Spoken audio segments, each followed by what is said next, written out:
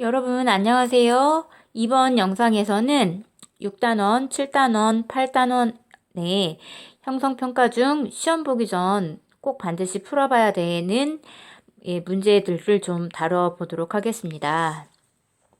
자, 먼저 6단원 형성평가 13번 문제고요. 이거는 재결정에 관한 문제죠. 자, 문제지를 준비하지 않은 친구를 위해서 문제를 같이 읽어보도록 할게요. 다음 그래프는 염화나트륨과 붕산의 용해도 곡선을 나타낸 것이다.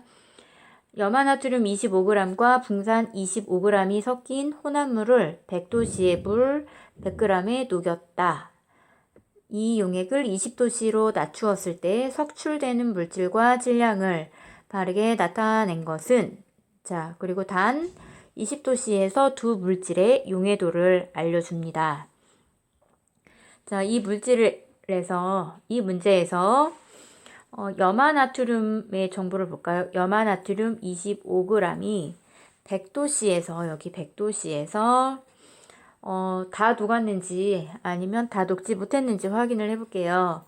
25g이면 둥금의 이 정도 위치, 여기 위치이고 염화나트륨 25g은 여기에다가 표시해 볼 수가 있네요. 염화나트륨의 용해도 곡선은 이렇게 됩니다. 자, 100도씨에서 요 정도 양만큼 녹을 수 있는데 25g만 녹였대요. 그러면 25g은 모두 다 녹은 상태고 그 다음 용액의 상태는 불포화 용액이 되는 겁니다. 다음은 붕산 100도씨의 상황을 볼게요.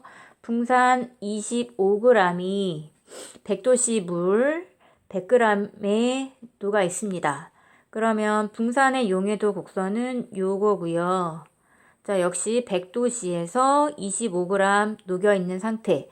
그러니까 붕산 역시도 불포화 용액 상태가 됩니다. 자, 염화나트륨과 붕산 모두 100도씨에서는 둘 다 불포화 상태가 되는데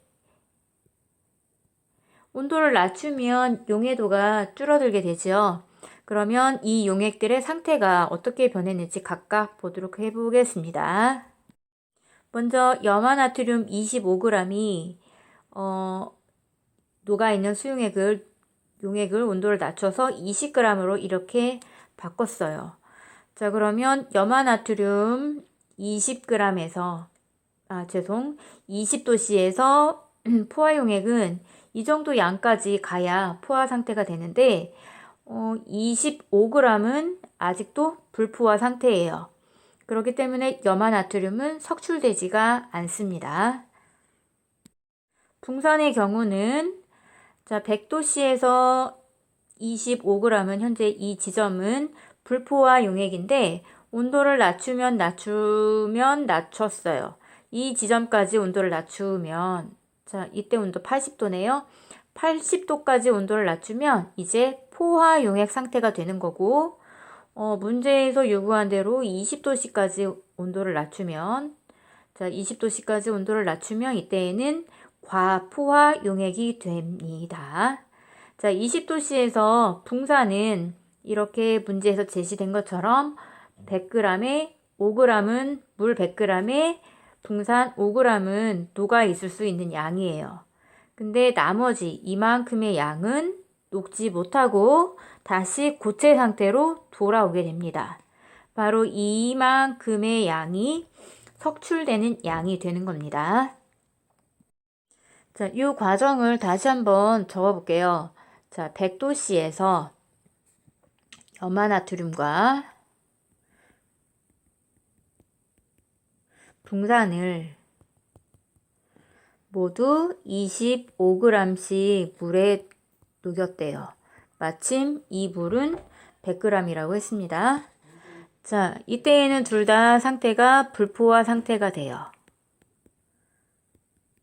모두 잘 녹아있는 상태가 되는 거죠. 자, 그런데 이 녹아있던 물을 온도를 낮춰요. 20도씨로 온도를 낮춰요. 자, 염화나트륨의 경우에는 잘못 썼어. 25g, 25g.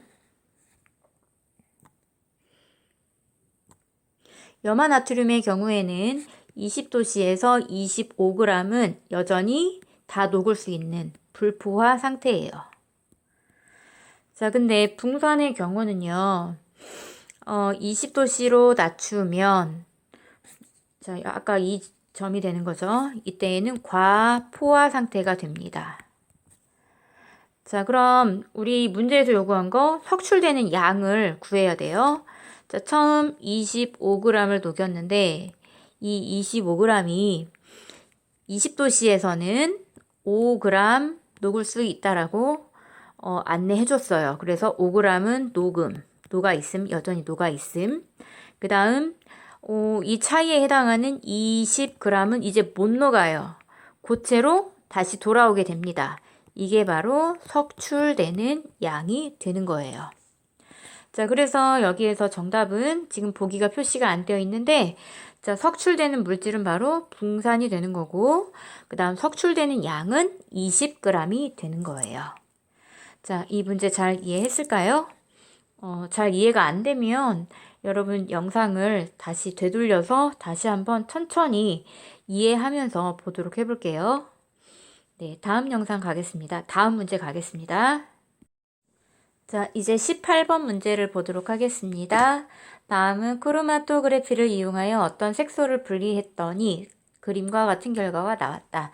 이에 대한 설명으로 옳은 것을 보기에서 모두 고른 것은 선생님이 이 문제를 해설을 하는 이유는 여러분 이 크로마토그래피 이 결과 그림을 이해하기가 어려울 수도 있겠다. 실험을 안 했다면 이해하기 어려울 수도 있겠다라고 생각해서 이 실험 과정 및 결과에 대해서 지금 얘기해 보도록 하겠습니다.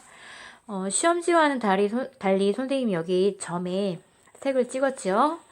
자, 이 실험 장치는 어떻게 하는 거냐면 크로마토그래피라는 이렇게 길다란 종이가 있어요. 마치 재질은 우리 거름종이와 같은 재질이에요.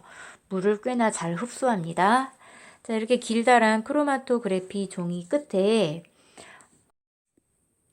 자, 요와 같이 점을 찍습니다. 예를 들어 A는 이렇게 검정색을 찍었고요. 그 다음 B는 빨간색을 찍었고요. C는 파란색을 찍었고 D는 보라색을 찍었고 E는 이렇게 초록색을 찍었습니다. 자, 여러분 이렇게 점 찍은 과정까지 알겠죠? 그 다음에 이 끝부분을 물에다가 네, 점 위치만 잠길 수 있게 담가요. 그러니까 수조 같은 데다가 이렇게 담그는데 이 점 찍힌 부분까지만 이렇게 물에 잠기게 만들어요. 자, 시간이 흐르면 이 크로마토그래피 종이에 물이 흡수되면서 위로 쭉 올라가겠죠? 쭉 올라갈 거예요. 이렇게 위로 올라갈 텐데 자, 각 색소에 어떤 성분이 들어있느냐에 따라 색소의 성분들이 물을 따라가는 속도가 다르기 때문에 분리가 일어나게 됩니다. 시간이 흘러서 물이 여기까지 흡수가 되었어요. 이때 물은 여기 색소를 녹일 수 있는 물질이기 때문에 용매라고 합니다. 자, 물이 여기까지 흡수가 되었고요. 이 용매가 위로 올라갈 때 이 색소 속에 들어있던 성분들도 물 따라 올라가요. 물 따라 올라갔는데 A의 결과를 보니까 이렇게 생긴 물질, 요 위치의 물질, 요 위치의 물질 이렇게 세 가지 물질로 분리가 되었습니다. 그 말은 분리되기 전 이 세 가지 물질은 여기 사인펜에 검정색에 혼합되어 있었다라는 뜻이죠. 선생님이 여기 지금 여러분의 이해를 돕기 위해 점의 색깔을 표시했는데 여러분들은 자, 실제 시험에서는 색이 표시가 되지 않아요. 그러면 이렇게 세 가지 물질이 있었다라는 건 크로마토그래피 위치에 이렇게 세 가지 흔적이 있다라는 걸 통해서 알 수가 있습니다. 자, B의 경우에는 여기 있던 물질이 그냥 여기에 혼자 나타나게 되는 거죠. 그래서 B 물질은 한 가지 성분으로 이루어져 있던 거고 C도 마찬가지예요. 물 따라 이동한 물질이 이거 한 가지 성분인 걸 알 수 있고 D의 경우에는 여기 있던 혼합물들이 즉 색소의 성분들이 여기에 이렇게 흔적이 보입니다. 이동한 흔적이 보여요. 그러면 D는 원래 두 가지 물질이 합쳐져 있었다라는 걸 알 수가 있고, 이 같은 경우에는 자, 물을 따라간 물질이 이렇게 이거 한 가지 물질이 있네요. 그래서 한 가지 성분으로 이루어져 있다라는 걸 볼 수 있고요. A 같은 경우 볼게요. A 같은 경우 자, 여기 한 가지, 두 가지, 세 가지 성분이 쭉 옆에 보세요. 여기에도 있고요. 여기에도 있고, 여기에도 있고, 그 다음에 여기에도 있어요. 이렇게 물 따라 이동한 속도가 같은 요거는 같은 물질이라는 거예요. 자, 여러분 이 실험 이해했을까요? 네. 그러면 보기 내용을 보도록 할게요. 자, A의 성분 물질은 B, C, E이다. 좀 깔끔하게 하고 다시 한번 보겠습니다.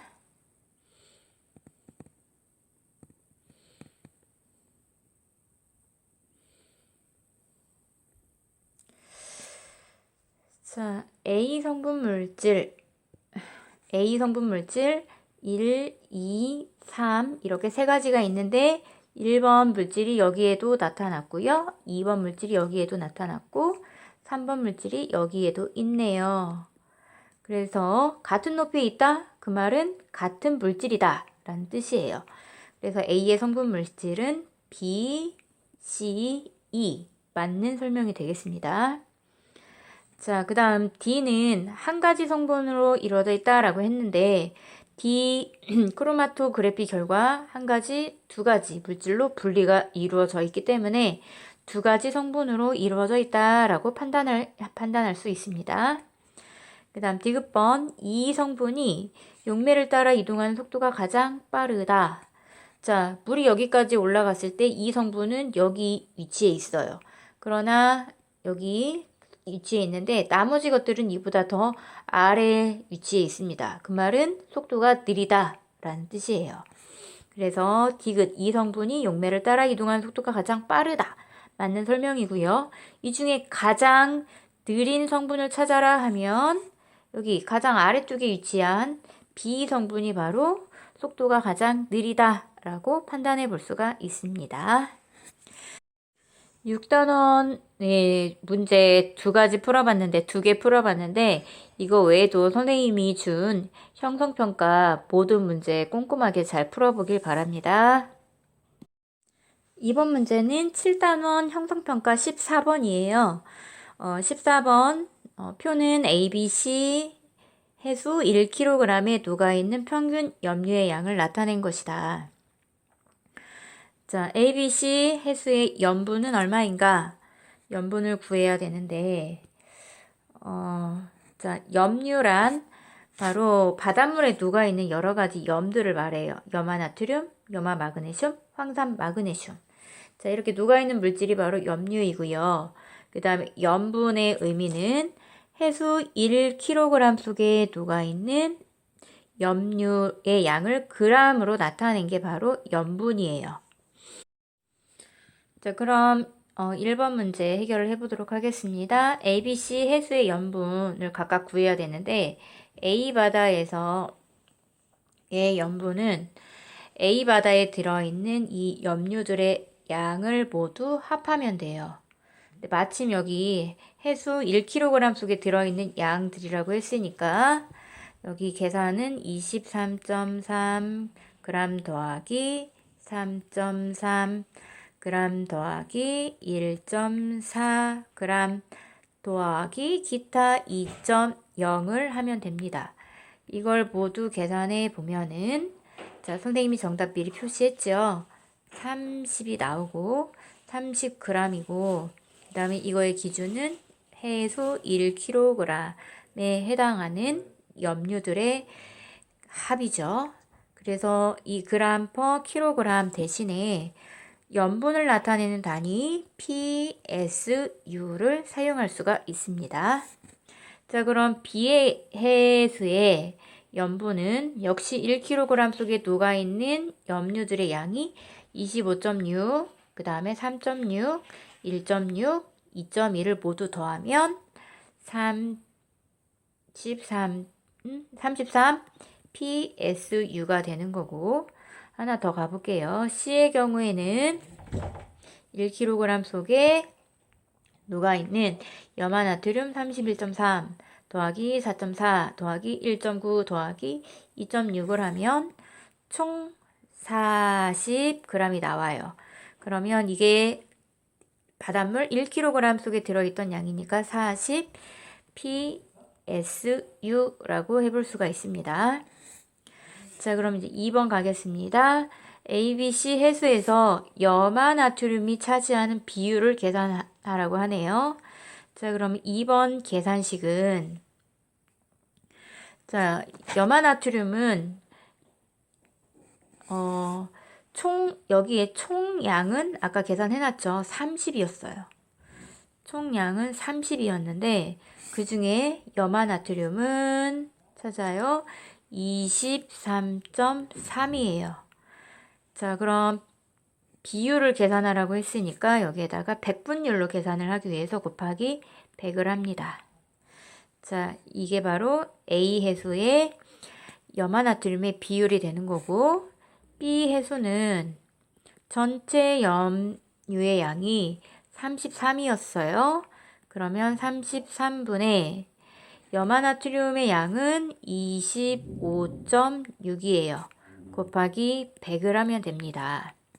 그 다음에 C 해수는 전체 염류의 값이 40이었어요. 40분의 이 중에 염화나트륨의 양은 31.3이래요. 31.3이야. 그 다음 비율이니까 곱하기 100을 했습니다.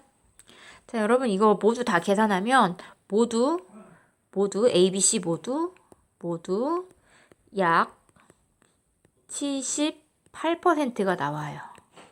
모두 약 78%. 그래서 3번 A, B, C 해수에서 염화나트륨이 차지하는 비율은 모두 다 78%예요. 자, 이 말은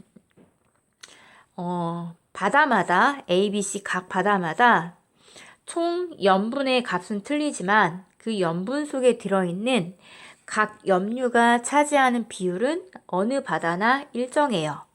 예를 들면 염화나트륨은 자, 실제 존재하는 값은 틀리겠죠.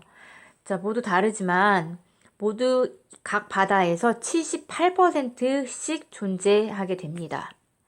자, 이런 내용을 뭐라고 하냐면 염분비 일정 법칙이라고 하죠. 자, 염화나트륨뿐만 아니라 사실은 염화 마그네슘도 각 바다에서 얼마 퍼센트 들어있겠죠? 근데 그만큼의 비율이 모든 바다에서도 동일하게 나타나요. 자, 이거는 법칙이기 때문에 여러분들 꼭 반드시 이해하고 학습해야 됩니다. 이번 문제는 19번입니다. 그래프는 어느 해안 지역에서 며칠 동안 나타난 해수면의 높이 변화이다. 자, 그래프처럼 이렇게 해수면의 높이가 높아졌다, 낮아졌다 하는 현상을 우리는 조석이라고 합니다. 자, 바닷물이 해안가로 밀려 들어와요. 이때를 밀물이라 하고, 밀물에 의해서 해수면이 높아지는 때를, 가장 높은 때를 만조라고 하죠.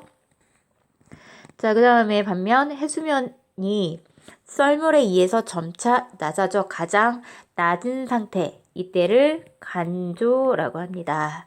자, 그래프상에서 만조인 때를 보라색으로 표시해보면, 자, 여기 부분, 여기 부분, 여기 부분, 여기 부분이 바로 만조가 되는 거고, 초록색으로 간조인 부분을 표시를 해보면, 이런 부분, 이런 부분이 바로 간조가 되는 거죠. 자, 이렇게 만조와 간조의 해수면 높이차, 이 높이차, 화살표, 크기에 해당하겠죠? 이 해수면의 높이차를 바로 조차라고 합니다. 자, 그럼 이런 개념을 바탕으로 보기를 한번 보도록 하겠습니다. 기억번, 만조는 하루에 2번씩 반복된다. 자, 이건 그냥 그렇다고 기억하세요. 근데 만약 이거 기억을 못했다 하더라도 이 그래프에서 자, 여기 지금 이렇게 자른 위치가 바로 하루가 돼요. 그럼 하루 안에 만조 위치를 보면 한 번, 두 번, 두 번 일어나네요. 또 다음 날도요. 한 번, 두 번 이렇게 두 번 일어나는 걸 볼 수가 있습니다.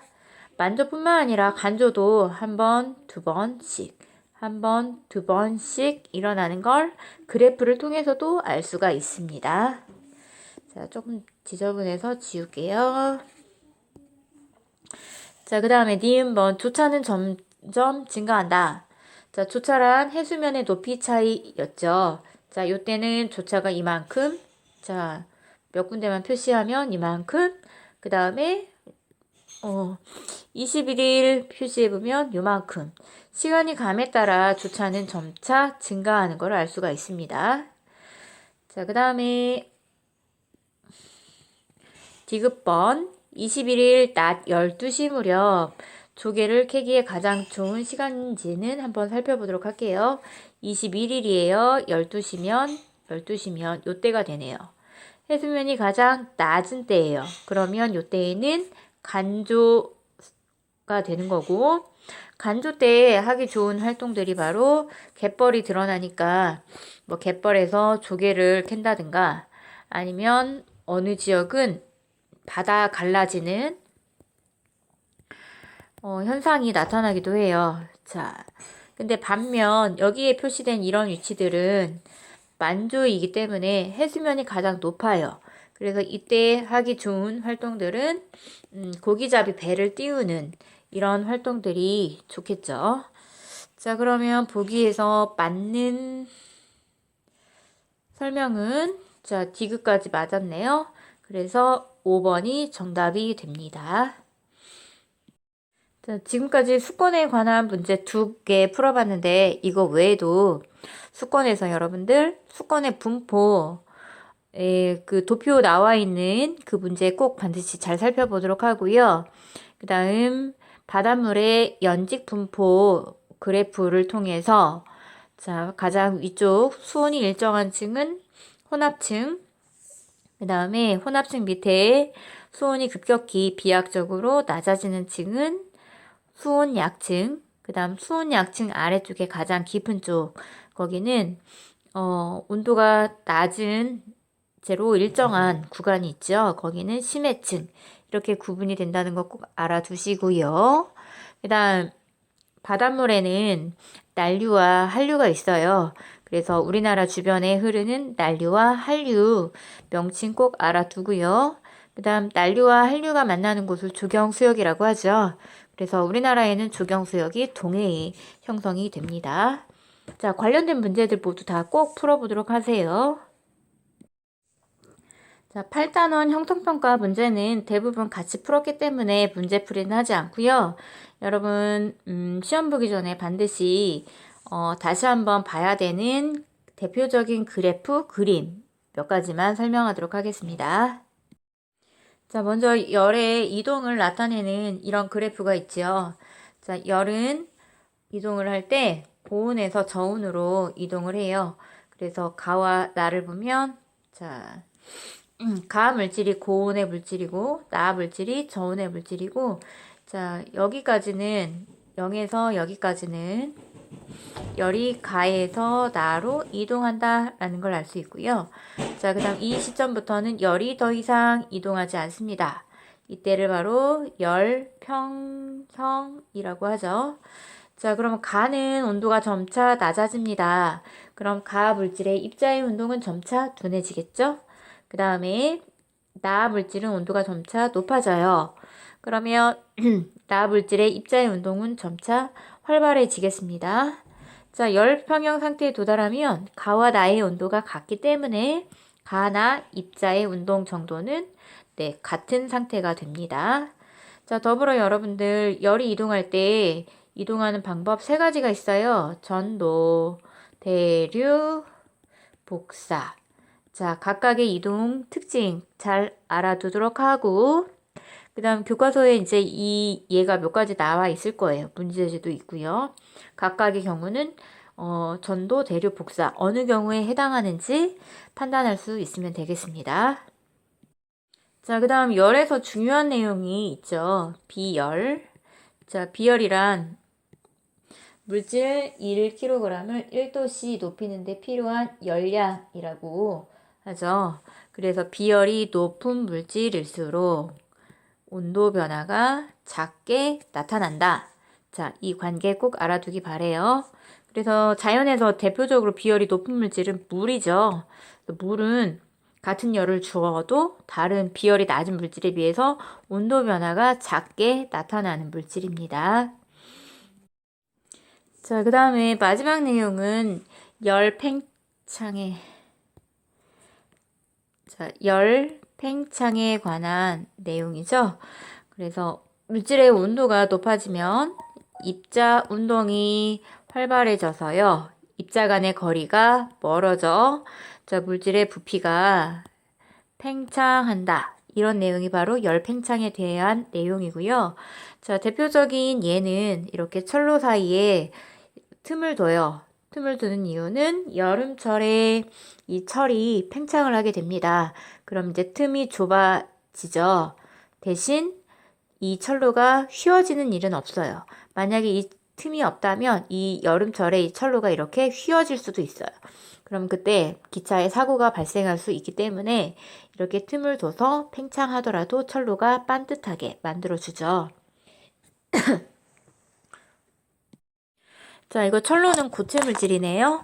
자, 우리가 사용하는 이렇게 빨간색 액체가 담긴 온도계, 이거 알죠? 이 빨간색 액체는 바로 알코올이에요. 그래서 만약에 이렇게 뜨거운 물체에 담궜다, 뜨거운 물 이런 데에 담궜다 그러면 이 뜨거운 물로부터 열을 흡수하게 되면 이 알코올의 입자 운동이 활발해지면서 부피가 커져요. 근데 여기서 부피가 커질 수 있는 방법은 이 알코올 온도계의 기둥을 따라 올라가는 거죠. 이렇게 쭉쭉쭉쭉 올라갈수록 온도가 높게 측정이 되는 겁니다. 그래서 이제 기차에 이렇게 선로에 틈이 있다, 알코올 온도계로 온도를 측정한다, 이런 거는 우리 생활에서 열 팽창을 이용한 좋은 예라고 볼 수가 있습니다. 자, 8단원 형성평가 이거 대부분 같이 풀었어요. 그래서 여기에 나오는 나머지 문제들도요. 시험에 나올 수 있으니까 꼼꼼하게 풀어보도록 하고 그 다음 모든 형성평가의 해설은 온라인 클래스에 PDF 파일로 올라가 있으니까 꼭 해설을 활용해서 틀린 부분을 점검해 보기 바랍니다. 여러분, 마지막 2학년 시험 모두 다 성공하길 바래요. 자, 이상입니다.